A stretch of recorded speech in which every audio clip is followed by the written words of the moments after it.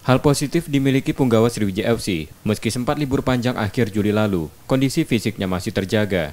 Dari tes yang dilakukan, pasukan Sriwijaya FC mampu meraih hasil memuaskan dan hampir menyamai level fisik pemain Liga 1.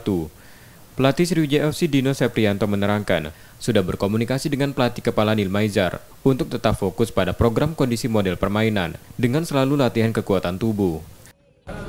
Ya alhamdulillah itu dari hasil tes nggak ada masalah, ya kan? Nah, saya bilang angkanya termasuk tinggi, tertinggi itu 58,9, hampir 59,60, ya kan? Sama dengan Liga 1, bahkan 58, 57, 56 di kisaran itu. Jadi masih oke. Nah tinggal makanya saya koordinasi dengan head coach terus dalam 3 minggu ini banyak ke conditioning yang game model, tapi tetap ada strength juga ada ya. Tugas berat pasukan Sriwijaya FC saat ini mempertahankan fisik yang baik saat ini hingga 3 pekan ke depan atau sebelum kompetisi Liga 2 2021 bergulir.